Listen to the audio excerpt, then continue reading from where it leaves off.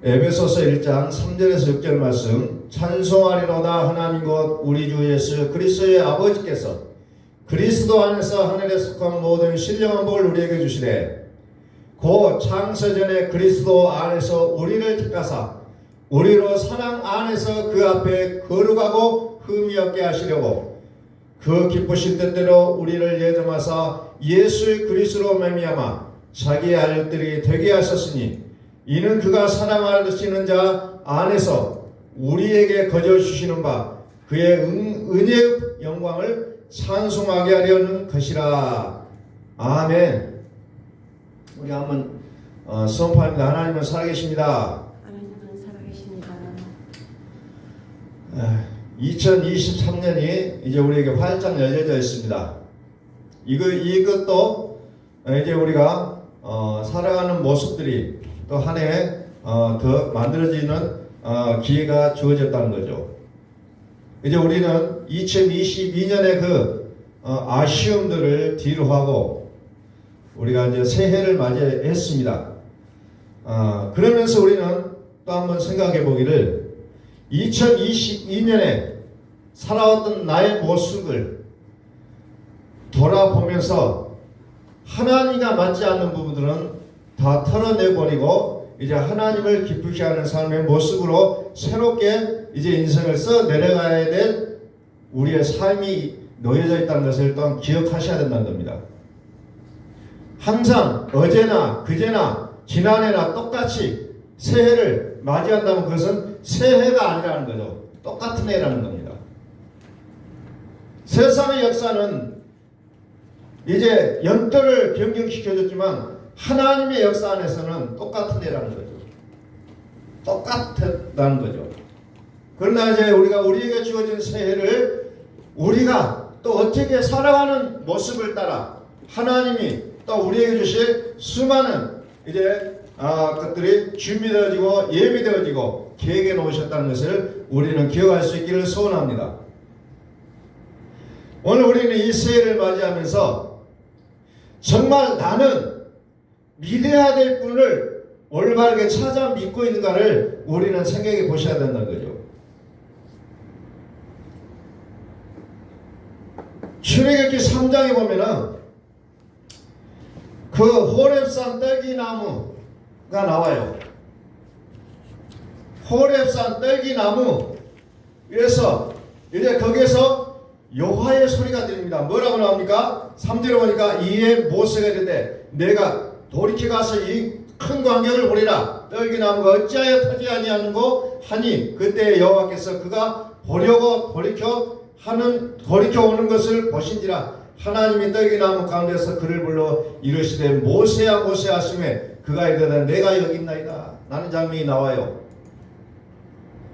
호렙산 떨기나무 불이 붙어있지만 결코 나무가 타지 않는 신기한 현상 앞에 모세가 맞닥뜨리게 된다는 겁니다. 모세는 지금 무엇을 하고 있습니까? 양을 치는 자의 모습입니다. 양치기였어요. 양을 치고 다니는데 어느 날 갑자기 떨기나무에 불이 붙은 것을 보게 된 겁니다. 너무 신기해서 그 앞을 가요. 그러니까 거기에 모세야 모세야 하는 겁니다. 모세야 모세야. 2절에 보니까 여호와의 사자가 떨기나무 가운데로부터 나오는 불꽃 아래에서 그에게 나타나시니라.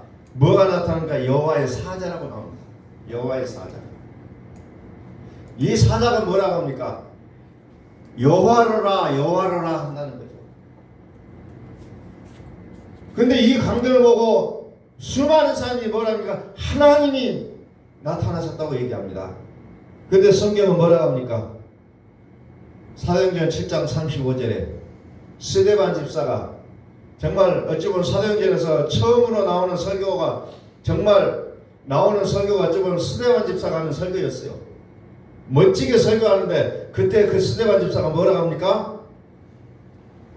그들의 말이 누가 너를 관리와 재판장으로 세우느냐 하며 거절하는 그 모세를 하나님은 가시 떨긴 가운데서 보이던 천사의 손으로 관리와 성량하는 자로 사도로서 보내셨으니 하나님은 천사의 손으로 떨기 가시나무 떨기 가운데서 보이던 천사의 손 이렇게 얘기합니다. 다시 말해서 떨기 나무의 그 불꽃이 뭐냐? 천사라는 것을 얘기하고 있다는 거죠. 천사. 그것은 하나님이 명령했지만 그것에 나타나는 것은 천사가 나타나는 거죠. 하나님이 아니라는 거예요. 근데 그 천사가 뭐라고 하냐? 여호와루라 여호와루라 이렇게 얘기하기 때문에 혹자는 하나님이라고 그렇게 믿게 된다는 거죠. 그러나 그것은 천사였다는 거죠. 갈라디아서 3장 19절에 보니까 그런즉 율법은 무엇이냐? 범법함으로 더해진 것이라 천사들을 통하여 한 중보자의 손으로 베푸신 것인데 약속하신 자손이 오시기까지 있을 것이라. 즉 천사라는 거죠. 천사를 통해서 하나님 일하신다는 거죠. 하나님이 한편으로 활동하는 천사, 그가 율법도 가져왔다는 겁니다. 근데 이 천사는 언제까지 필요하냐? 약속하신 자손이 오시기까지 필요하다는 거죠. 약속하신 자손은 갈라디아 3장에 보니까 누구라고 표현하면 그리스도라고 얘기하고 있다는 거죠. 그리스도는 진리요, 참이요, 생명이요, 살아계신 주님이라는 것을 우리에게 가르쳐주고 있다는 겁니다. 살아계신 주님, 참, 진리, 그리스도. 그래서 예수님은 뭐라고 합니까? 주의 이름으로 귀신을 쫓아내고 주의 이름으로 병든 자를 기도해주고 주의 이름으로 대접받다 할지라도 그것은 뭐라 합니까? 거짓 선지라고 얘기하는 거죠. 왜? 겉에는 양의 옷을 입었지만 속에는 이리가 있다는 겁니다. 겉에는 예수를 믿지만 속에는 믿지 않는다는 겁니다.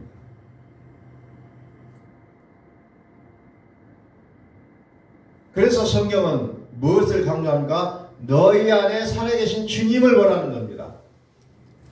속 사람을 더 강조하고 있다는 거예요. 왜? 겉으로는 믿기가 쉬워요. 그러나 속은 믿기가 어렵다는 겁니다.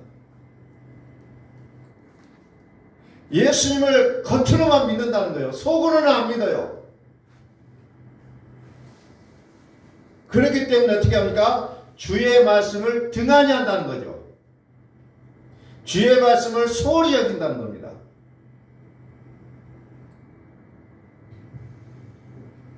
너희 안에 계신 주님을 보라. 우리는 우리의 삶에 책임감이 많습니다. 그래서 내가 주도적으로 살려고 발버둥치지만 이제는 우리는 새해를 맞이해서 내가 주도적으로 살아왔던 것을 이제 폐하여지고 이제 뭡니까? 하나님의 은사, 그리스도 예수 안에 있는 생명을 우리가 추구해야 되는 삶을 우리에게 주어져야 된다는 거죠. 로마서 6장 23절 보니까 하나님의 최고의 은사, 하나님의 은사는 그리스도 예수 안에 있는 영생이라고 그랬어요. 세상에는 많은 은사가 있어요. 우리는 어떤 은사든지 우리는 은사가 있으면 참 좋아요. 선기는 은사, 예언의 은사, 방언의 은사, 병 고치는 은사, 수많은 은사들인데 그 중에 하나만이라도 나한테 있으면 너무너무 좋아요.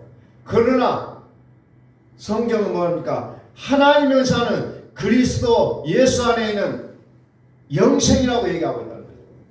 최고의 은사는 영생이라는 겁니다. 영생. 그래서 로마서 12장에는 예언이나 방언이나 병 고치는 것이나 이런 수많은 은사들은 폐하여질 것으로 여긴다는 거죠. 폐하여질 것이다. 그런데 우리는 여전히 폐하여질 것에 대해 아쉬움을 갖고 거기에 연연하고 그거 붙잡고 살아가는 우리의 모습들을 보게 된다는 겁니다. 폐하여질 것인데 우리는 거기에 소망을 두고 살아가는 우리의 모습을 이제는 내려놓으라는 겁니다. 하나님의 은사는 그리스도 예수 안에 있는 영생이다. 영생이다. 로마서 7장을 한번 봅니다.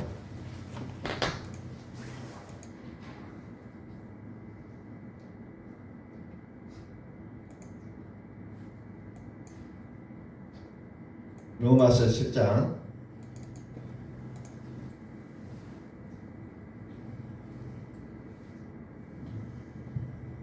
24절. 오라 나는 공고한 사람이로다. 이 사망의 몸에서 누가 나를 건져내랴. 이 문장을 보면은 사도 바울이 얼마나 몸부림치고 있는가를 볼 수가 있어요. 나의 몸이 뭡니까? 사망의 몸이라는데요. 이 사망의 몸을 갖고 있으면서 무엇을 합니까? 내가 선을 하려고 해요. 그런데 선을 행하기보다는 선을 행하기 원하는 나에게 어떻게 됩니까? 오히려 악이 나오게 되어 있다는 거죠. 그러니 안타까울 수밖에 없어요. 너무너무 괴롭다는 겁니다. 나는 예수 믿고 정말 하나님의 사람으로서 살아가야 되는데 늘 아쉽고 늘 후회스러운 모습만 보이게 되어 있다는 거죠. 왜 그렇습니까? 나의 몸은 사망의 몸이기 때문에 그렇다는 거죠. 사망의 몸은 누가 주도권을 갖고 있느냐? 사망의 세력을 잡은 자 마귀라고 나옵니다. 마귀가 이 사망의 몸을 주도하고 있어요. 이 사망은 세상의 신이에요. 세상의 임금이에요. 그럼에도 불구하고 우리는 뭡니까? 몸으로 내야 하려고 발버둥 친다는 거죠. 그래서 내가 좀 좋은 일을 한번 해볼까? 발버둥 치고 삶을 살아가게 될 때 오히려 나를 통해서 나온 건 악이 나온다는 겁니다. 좋은 말을 해보려고 했는데 내 입에서 나온 것은 나쁜 말이 나온다는 거죠. 안 좋은 말들이 쏟아져 나온다는 겁니다. 이 마귀는 천하만국을 다스리는 자예요. 그러니 사망은 몸으로 살아내야 할 모든 것들을 포함시키고 있다는 거죠. 나의 몸으로 발버둥치는 이 모든 것들.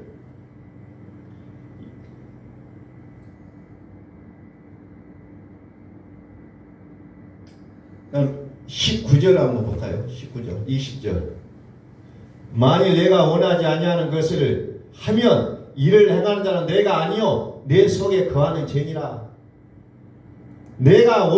만일 내가 원하지 아니하는 그것을 하면 뭡니까? 악을 행하면 그것은 내가 아니요 누굽니까? 내 속에 거하는 죄가 그랬다는 거죠. 19절 한번 볼게요. 내가 원하는 바 선을 행하지 아니하고 도리어 원하지 아니하는 악을 행하는도다. 사람은 누구나 다 선을 행하고 싶어요. 안 그래요? 다 선을 행하고 싶어요. 그런데 하고 나면 뭐가 나옵니까? 악을 행하게 된다는 거예요.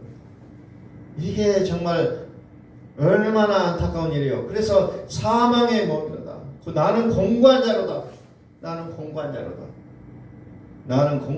얘기합니다. 이 사망의 몸에서 누가 나를 건져내고 한계에서 벗어나야 내가 생명으로 들어가게 될 것인데 이 한계를 벗어나지 못하고 있다.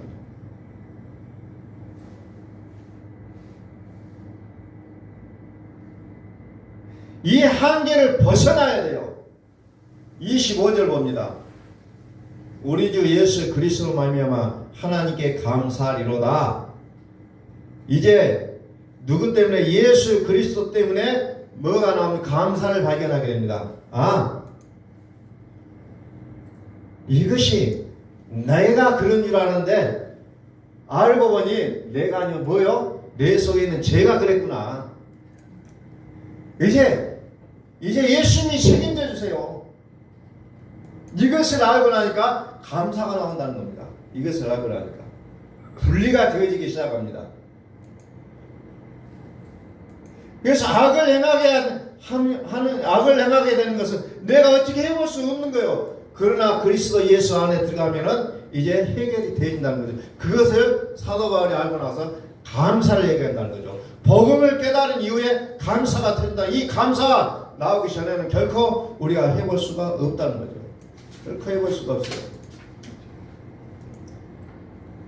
오호라 나는 공고한 사람이로다. 이 사망의 몸에서 누가 나를 건져내냐. 공고하다.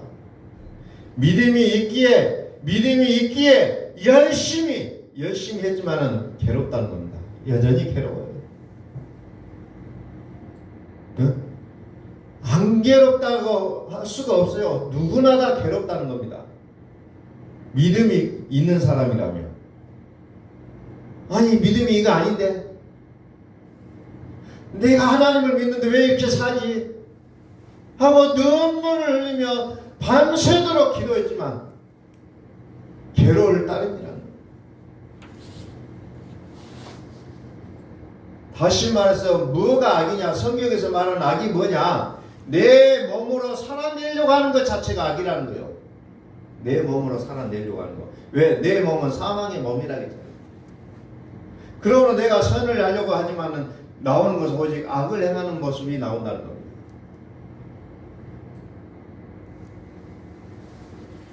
(21절에) 나에게 악이 함께 있다고 했어요. 그래서 이길 수가 없는 거예요. 이 악을 처리하지 않으면 결코 우리는 새로운 피조물의 모습으로 살아갈 수가 없다는 겁니다. 하나님을 즐거워하면서도, 하나님의 법을 즐거워하면서도 내가 그렇게 살지 못하는 것은 내 속에 악이 있다는 거죠. 악.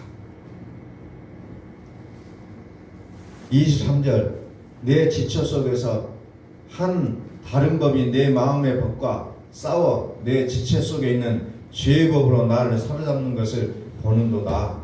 뻔히 눈뜨고 보면서 당한다는 거죠.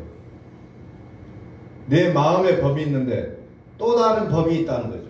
두 법이 내 속에서 치열하게 전투하는데 그때마다 내가 지게 돼 있다는 겁니다. 그때. 마음의 법. 마음에는 하나님의 법이 있고 내 몸에는 죄의 법이 있다는 겁니다. 천하 만국을 깨는 자가 있다고 했어요. 그 자를 우리는 마귀라고 부르고 있다는 거죠. 천하 만국은 뭐예요? 이 세상을 말할 수도 있지만 내 삶이 직면한 모든 일이 천하 만국이에요. 우리는 이것 때문에 끊임없이 씨름하잖아요. 근심하고 염려하고 걱정하고. 왜? 그건 전부 천하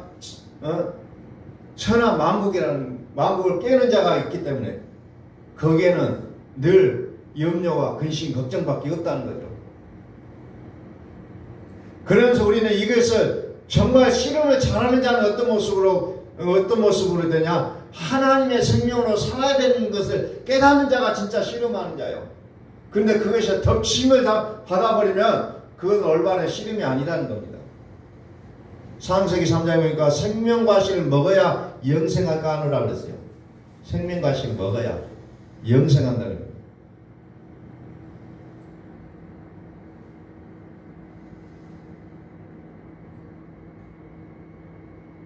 그래서 하나님의 법이냐, 죄의 법이냐 하는 것은 우리의 몸을 통해서 나오게 됐다는 거죠. 나의 말을 통해서 나오죠. 보통 말은 그냥 소리 나는 말만 있는 것이 아니라 우리의 얼굴에 나오는 표정들, 우리의 손에서 나오는 행동들, 우리의 발에 움직이는 모습들, 우리의 얼굴에서 뭐가 나오니까 막 짜증도 나오고 불평도 나오고. 그러나 이런 것들보다 감사가 나와야 진짜 하나님의 사람으로 들어가게 된다는 거죠. 감사. 나의 반응, 나의 몸의 반응이 어떻게 나오냐?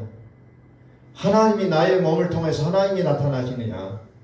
아니면은 세상신이 나오는 것인가? 우리는 철저하게 우리 자신들을 돌이켜 봐야 된다는 겁니다. 이 감사가 나와야 한계를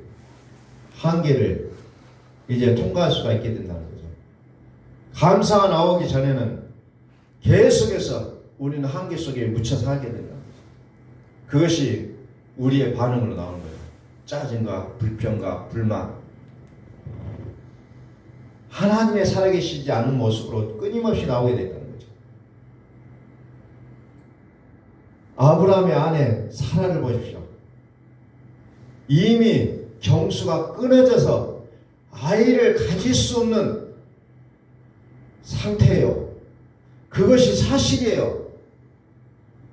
누가 봐도 사람의 상식으로 볼 때 이미 그 사람은 할머니가 돼서 아이를 낳을 수 없는 상태예요. 그런데 어떻습니까? 진실이 뭐예요? 아들을 낳을 것이라는 거예요. 진실은. 사실은 사실이지만 진실이 이기는 장면이 아브라함의 부인을 통해서 나타나고 있잖아요. 오늘 우리 믿음의 사람들은 사실을 믿는 것이 아니라 진실을 믿으셔야 된다는 거예요. 내가 똑똑히 봤어가 아니요. 내가 똑똑하게 들었어가 아니라 우리는 진실을 믿으셔야 된다는 거예요. 진실을 믿어야 돼요.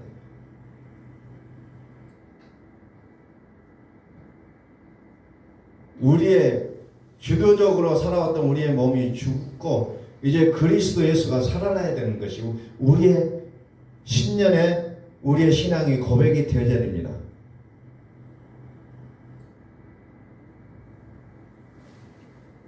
진실로 살아내지 못하고 사실로 살아간다면 아직도 내가 살아있다는 증거예요. 그럴 때 우리는 무엇이 됩니까? 예수님께서 나를 위해 죽으셨구나. 예수님께서 나를 위해 죽으셨음을 우리는 끊임없이 고백하고 선포해야 된다는 겁니다. 그래서 이사야서 53장을 통해서 제가 계속해서 1,000번째를 드리자고 말씀을 드린 거예요. 계속해서 선포해야 됩니다. 선포하고 선포하고. 예수님께서 나를 위하여 죽으셨습니다. 예수님께서 나를 위하여 죽으셨습니다. 죽으셨습니다. 끊임없이 끊임없이. 우리 주 예수 그리스도로 말미암아 하나님께 감사하리로다. 그런즉 내 자신이 마음으로는 하나님의 법을 육신으로는 죄의 법을 섬기노라. 이제 깨달았다는 거죠. 왜 내가 이렇게 괴롭냐? 내가 선을 행하지 못하고 악을 행하고 나서 후회하고 슬퍼하고 괴로워하고 있는 이유가 뭐냐? 마음으로는 하나님의 법을 육신으로는 죄의 법을 섬겼기 때문이었구나 라는 것을 아는 순간에 이제 감사하잖아요. 이게 사도 바울의 모습이었어요. 우리는 후회할 일을 끊임없이 해요. 좀 전에도 했고 어제도 했고 그제도 했고 날마다 순간순간마다 우리는 후회할 일을 합니다. 왜 했을까? 근데 그걸 후회하는 것이 중요한 것이 아니라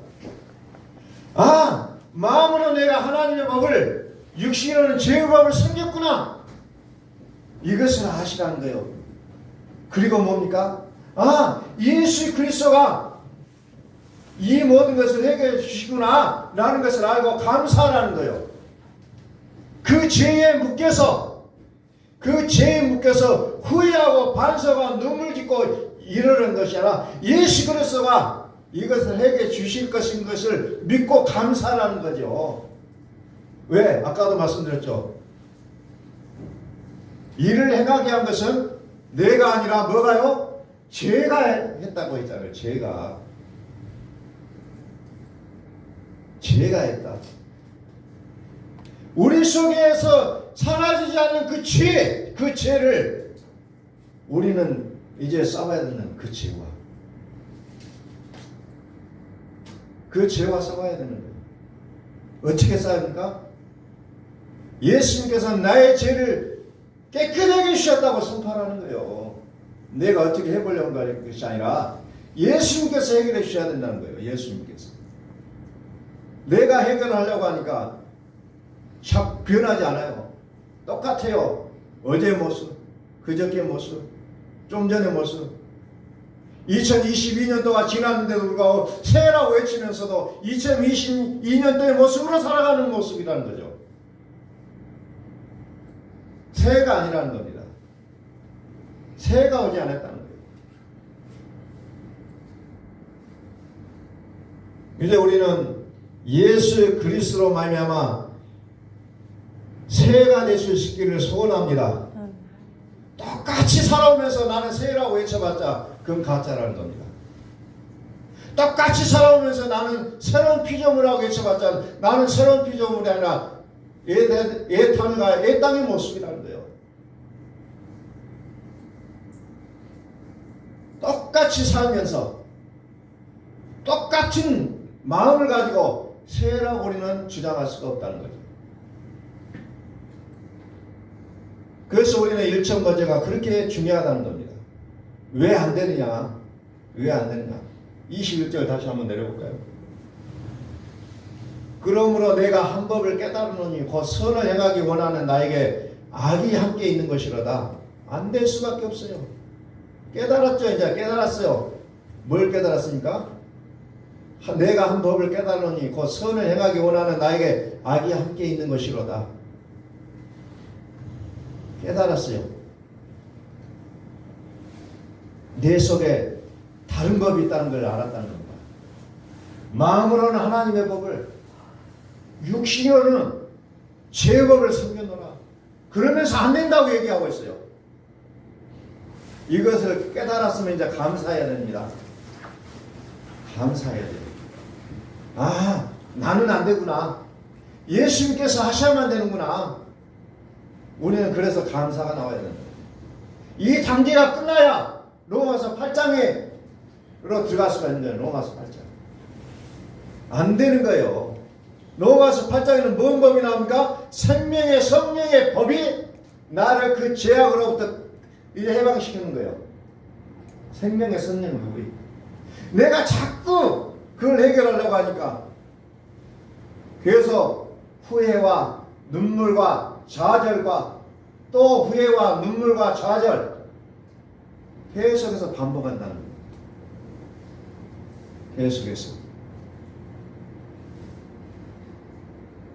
갈라디아서 2장 20절. 어찌 보면 이건 신앙이 우리에게 정말 기본이에요. 기본.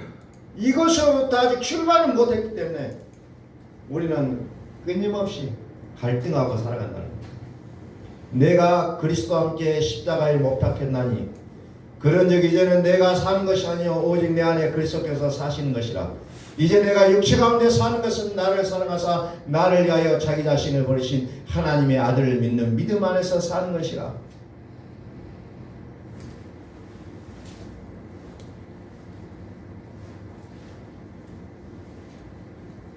내 속에 다른 법의 활동이 있다는 것을 깨달았을 때 비로소 우리는 감사할 수가 있는 거예요. 왜? 예수 그리스도의 소망이 있기 때문에. 그래서 우리는 예수님께서 나를 위하여 죽으셨다는 것을 믿었을 때 이제 나 삶이 이제 바르게 굴러갈 수 있다는 것을 갈라디아서 2장 20절에서 말씀하고 있는 겁니다. 내가 육체 가운데 사는 것은 나를 사랑하사 나를 위하여 자기 자신을 버리신 하나님의 아들을 믿는 믿음 안에서 사는 것이라. 그래서 새해에도 여전히 우리는 그 일천번제에 대한 중요성을 아시고 아침에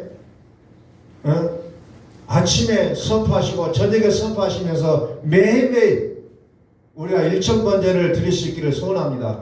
하셔야 돼요. 하셔야 됩니다. 이게 믿음의 출발선이에요. 출발선. 예수님께서 나를 위해 죽으셨구나. 죄와 씨름하고 갈등하고 그것 때문에 후회하고 그런 시간에 예수님이 나를 위하여 죽으셨습니다라고 선포하시라는 거예요. 나를 위하여 죽으셨습니다. 내 속에 또아리를 들고 그냥 나를 붙잡고 놓아주지 않는 그 악을 예수님의 피로 해결하시라는 거예요. 내가 해결을 하려고 하니까 계속해서 죄가 나오는 겁니다. 계속해서 악이 나오는 거예요. 정말 저와 여러분들이 예수 그리스도를 믿으신다면, 이제 예수 그리스도께서 나의 모든 죄를 해결해 주셨음을 믿으신다면 이제 날마다 선포하셔야 되는 거예요. 내 속에서 악이 떠나도록 그의 피가 우리의 양심까지도 깨끗하게 하셨느니라 날마다 선포하시길 바랍니다. 아무리 그것을 세제로 깨끗이 씻어내려고 해도 안 씻겨져요. 아무리 그 악한 락스를 뿌려가지고 내 마음으로 심는다고 해도 절대 씻겨지지 않아요. 절대 씻겨지지 않습니다. 오직 예수의 피로 깨끗하게 씻겨짐을 우리는 믿고 감사하셔야 된다는 겁니다. 생명의 성령의 법, 생명의 성령의 법. 자, 에베소서로 한번 갑니다. 에베소서 1장 17절부터 봅니다. 우리 주 예수 그리스도의 하나님 영광의 아버지께서 지혜와 계시형을 너희에게 주사 하나님을 알게 하시고 하나님을 알기를 원합니다. 18절 너희 마음의 눈을 밝히사 그의 부르심의 소망이 무엇이며 성도 안에서 그 기업의 영광의 풍성함이 무엇이며 하나님의 우리를 부르신 소망이 무엇인지를 알아야 된다는 거죠. 그리고 무엇이 우리의 기업인지를 알아야 된다는 거죠. 1절로 갑니다. 1절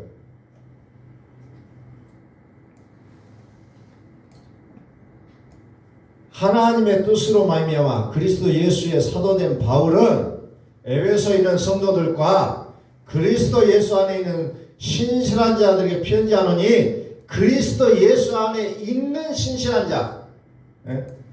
에베소 1장은 그렇게 이제 시작합니다. 2절 하나님 우리 아버지와 주 예수 그리스도로부터 은혜와 평강이라고 얘기해요. 은혜와 평강. 은혜를 우리는 예수라고 했고 평강을 그리스도라고 했어요. 요한복음 1장에서는 은혜와 진리라고 표현합니다. 은혜와 진리. 이렇게 구분되어서 표현하고 있는 거죠. 예수, 그리스도. 자, 3절. 찬송하려도 하나님 곧 우리 주 예수 그리스도의 아버지께서 그리스도 안에서 하늘에 속한 모든 신령한 복을 우리에게 주시되 어디에서 복을 주시냐? 그리스도 안에서. 그리스도 안에서 하늘에 속한 모든 신령한 복을 우리에게 주신다 그랬죠. 이 하늘이 뭐예요? 하늘에 속한다. 하늘에 속한다. 오늘 이 시간에 저와 여러분들 좀 이제 어찌 보면 이제 좀 깊이 생각해야 돼요. 내가 믿는 하나님이 진짜냐? 이제 제가 이제 너무 이제 거칠게 표현합니다. 내가 믿고 있는 믿음이 진짜냐? 며칠 전에 어떤 분을 만났어요. 과거에는 교회를 다녔는데 지금은 안 다니는데 요즘 뭐 하나님의 증인 하나님의 교회에 와서 전도한다고 막 설교를 하고 가고 또 뭐 어떤 신천지에서 와서 또 전도한다고 얘기하고 가고 막 수많은 사람들이 와서 얘기를 한다는 거예요. 교회에서 나도 얘기하고 이제 그러면서 이제 이야기를 하게 된 거죠. 그래서 이제 제가 이제 그분에게 이야기한 게 그랬어요. 누구의 말이 옳으냐고 물어보더라고요. 근데 본인도 이제 기성교회를 다녀왔기 때문에 또 그것은 아니라고 느껴지더라는 거죠. 그건 아닌 것 같다.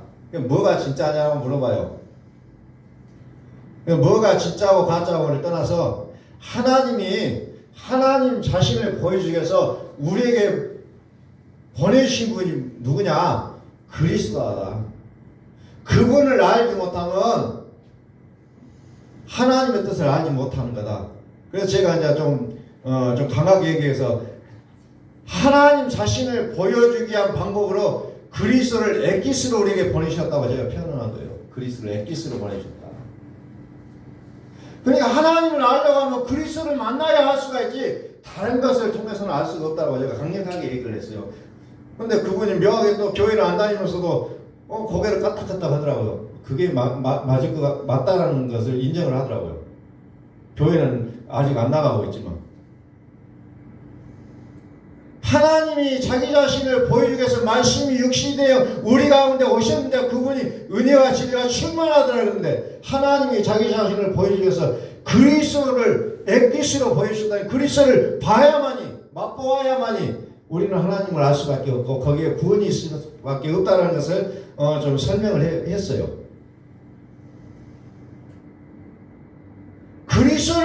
그래서 하나님 알려주시려고 성경을 기록하고 있다고 했잖아요. 누가복음에서도 요한복음에서도.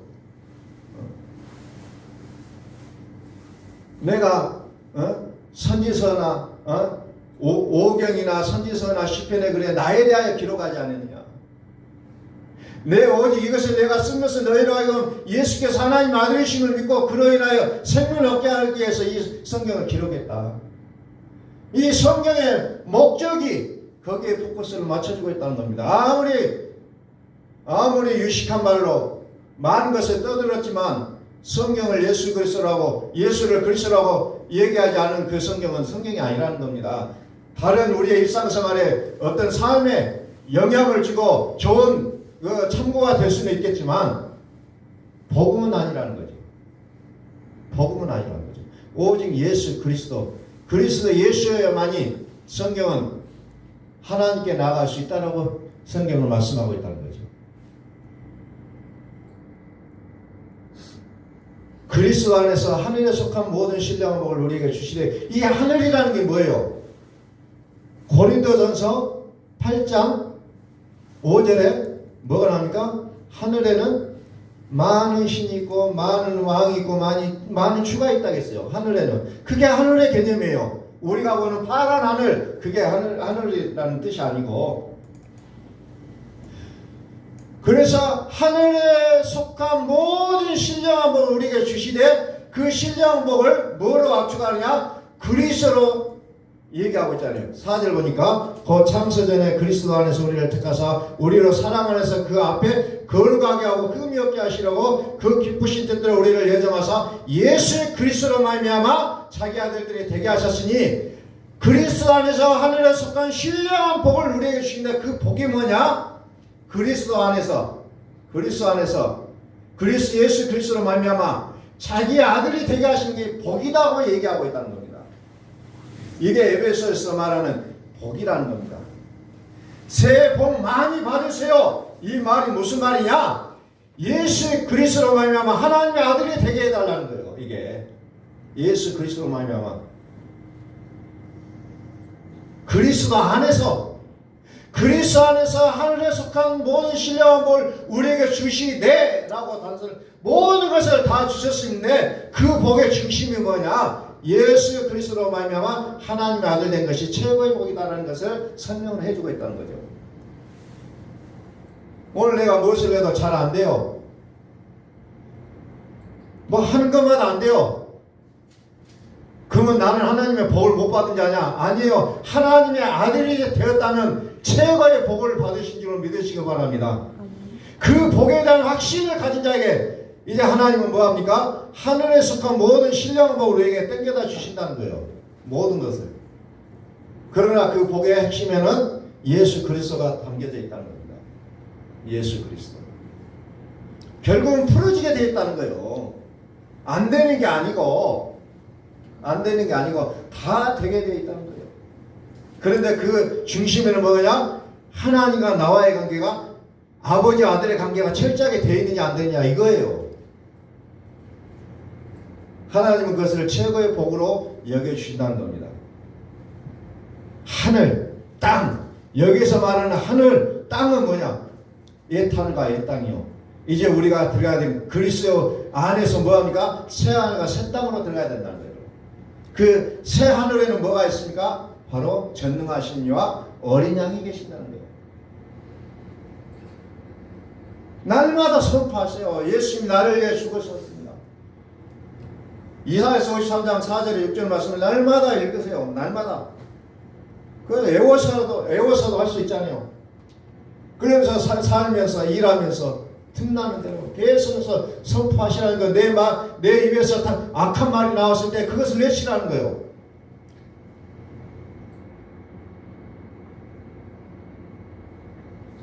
그것을 끊임없이 외치시라는 겁니다. 그리스도 안에서. 4절에서 그리스도 안에서, 또 7절 우리는 그리스도 안에서 그의 은혜의 풍성함을 따라 그의 피로 말미암아 성량과 제사함을 받았니라. 그리스도 안에서 제사함을 받았다고 얘기합니다. 그리스도 안에서 은혜, 피, 은혜, 은혜의 풍성함을 따라 그의 피로 말미암아 그의 피 예수의 피로 우리의 양식까지도 깨끗하게 했었을 때 비로소 제3이라고 표현하고 있잖아요. 제3 은혜와 피 은혜와 평강 은혜는 십자가의 사랑이요 피는 양식까지도 깨끗하게 하는 그리스도 피를 얘기하고 있다는 겁니다. 그래서 우리가 성찬식 할 때 그 언약의 피를 마시면서 기념하라고 했잖아요. 기념하라. 기념하라는 건 뭡니까? 내 생각에 집어넣으라는 거예요. 생각하라. 생각하라. 기념하라는 게 하고 끝내버린 것이 아니라 생각 속에 집어넣으라는 거예요. 그 언약의 피를 생각 속에 집어넣으라는 거예요. 10절 하늘에 있는 것이나 땅에 있는 것이 다 그리스도 안에서 통일되게 하려 하심이라. 그러니까 옛 하늘과 옛 땅이 이제 그리스도 안에서 새하늘과 새 땅으로 돼야 되는 거예요. 이게 통일이라는 겁니다. 이게 통일. 이게 하나님의 일이라는 거예요. 그리스도 안에서 통일되게 하려는 것이다. 9절 그 뜻의 비밀을 우리에게 알리신 것이요 그의 기뻐하심을 따라 그리스도 안에서 때가 찬 경륜을 이하여 예정한 것이니 그리스도 안에서 때가 찬 경륜. 하나님의 뜻이 뭐냐? 그리스도 안에서 이루어진다는 겁니다. 그리스도 안에서.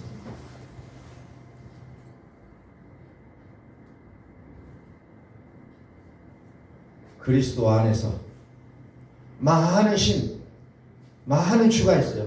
많다는 겁니다. 그래서 우리는 정확한 믿음의 대상을 알라는 거죠. 누구를 믿어야 되냐? 그리스도를 통하여 하나님을 찾아가야 된다는 겁니다. 그게 길이에요. 그게 길이고 진리요 생명이라는 거예요.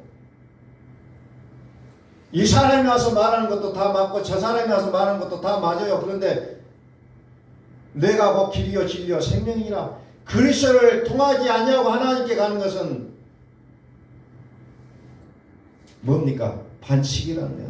그건 소용이 없다는 겁니다. 오직 성경은 그것을 얘기하고 있는 거예요. 정확한 믿음. 나는 죽었노라. 예수님께서 나를 위하여 죽으셨습니다. 1,000번째를 끊임없이 드려야 됩니다. 자, 에베소서 1장 10절. 우리는 그리스도 안에서 그의 은혜의 풍성함을 따라 그의 피로 말미암아 속량과 제사함을 받았느니라. 새 언약. 우리의 마음에서 나를 위해 죽으시고 나를 위해 살으시는 이 일이 내 안에서 이루어져야 된다는 겁니다. 이거 어떤 역사적인 사실이다, 뭐 이것은 뭐 어쩐다 논하는 것이 아니라 내 속에서 이루어져야 된다는 겁니다.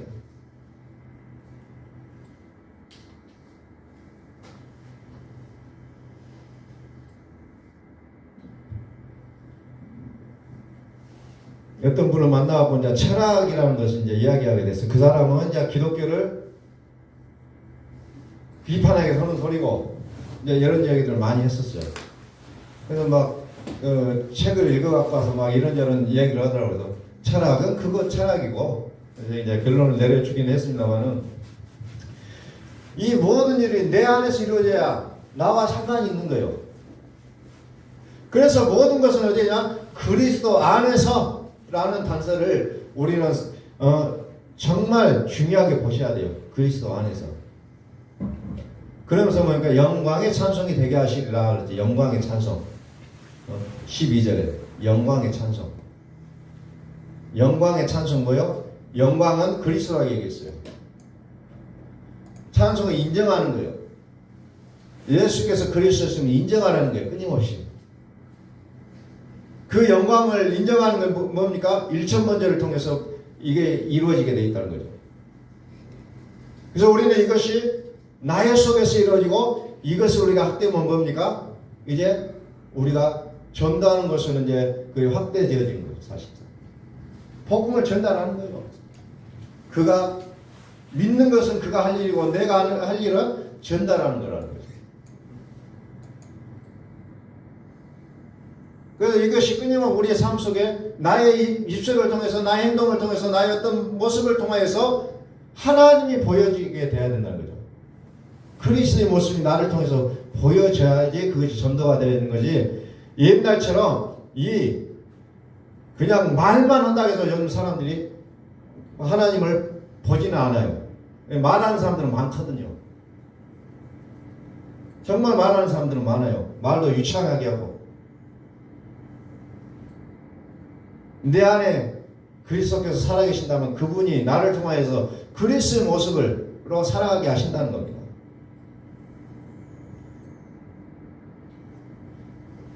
로마서 8장 14절 보니까 하나님의 아들이 누굽니까? 하나님의 영으로 인도함을 받는 사람은 곧 하나님의 아들이라. 하나님의 영으로 뭡니까? 하나님의 영은 그리스도예요. 그리스도로 인도함을 받는 사람은 하나님의 아들이다. 철저하게 이렇게 성경은 얘기하고 있잖아요. 나의 생각과 나의 뜻으로 살아가는 것이 아니라 그리스도로 사는 사람을 가리켜서 하나님의 아들이라고 얘기하고 있는 겁니다. 하나님의 그리스도로 인도함을 받는 자가 하나님의 아들이다. 그래서 우리가 해야 될 씨름은 예수님이 나를 위해 죽으셨다는 것이 우리 악구까지 차오르기까지 해야 된다는 겁니다. 악구까지 차야 돼요. 그냥 되어진 거 아니에요. 한 번 했다고 짠하고 갑자기 바뀌어버리는 거 아니라는 거죠. 내가 예수 믿고 작정해서 교회 나와서 짠하고 바뀌어지는 거 아니라는 거예요. 끊임없이 우리는 내적 갈등과 고통 속에 있어요. 그러나 그때마다 예수님이 나를 위해 죽었음을 선포하라는 거예요. 예수님이 나를 위해 죽었었습니다. 다시 하나님의 복이 뭐냐? 다시 정리합니다. 그리스도 안에서 하늘에 속한 모든 신령한 복을 우리에게 주시되 예수의 그리스도로 말미암아 자기의 아들들이 되게 하셨다라는 부분으로 오늘 결론을 내리겠습니다. 예수의 그리스도로 말미암아 자기의 아들들이 되게 하셨다. 이제 2023년 하나님의 아들이심을 확신하고 이제 매일매일 이제 1000번제를 통해서 이제 예수의 분량이 9가지 참으로 그리스도께서 내 안에 살아주시는 그 단계로 들어가는 이제 새해가 되시기를 예수 그리스도의 이름으로 축원합니다.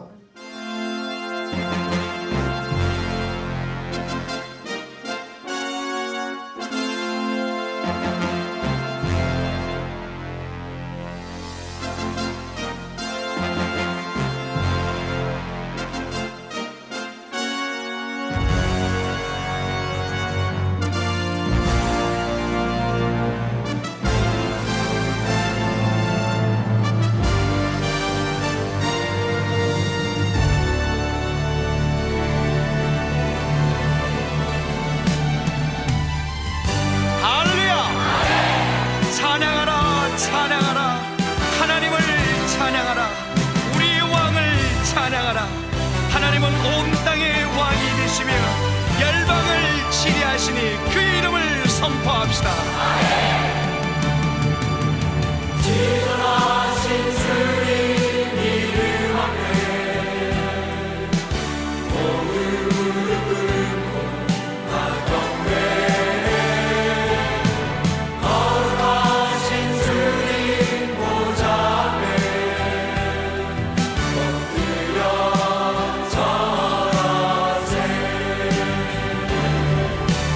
예수